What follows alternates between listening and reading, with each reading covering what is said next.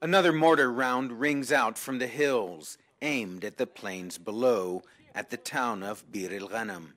These fighters from Libya's Jebel Nafusa, the western mountains, have fought long and hard to get where they are, using the rocky, dusty high ground to harass forces loyal to Muammar Gadhafi.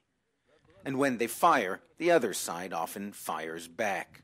So apparently they have come under bombardment here this morning from the town, which is only about 3 kilometers away. This is the last position of the rebel fighters before this town, Bir el-Ghanam. Well, in Bir el-Ghanam itself, all the inhabitants, the civilians, have left, and it's only the Libyan army that's there.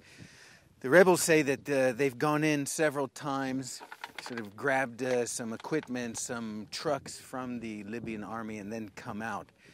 But of course, this is a critical highway because it leads to Zawiya, a town, a city on the coast, and also to Tripoli as well. They say we're about على بعد كم كيلو من زاوية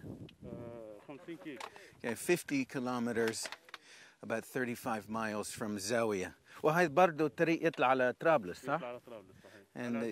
And Azizia, okay. Azizia is one of the southern suburbs of Tripoli.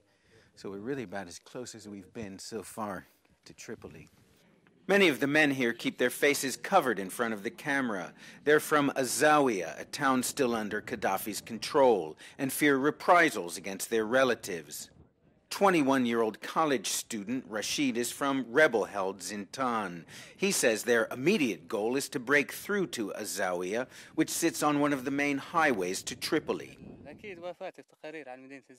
We will try to reach Zawiya, he tells me, and help our brothers there because they've been subjected to the worst crimes. So, as you see, every day we fire rockets on the enemy to drive them away. At a nearby abandoned quarry, rebels relax in the shade. Lunch here is a simple affair, fresh camel meat and liver, spiced with a hefty helping of black humor.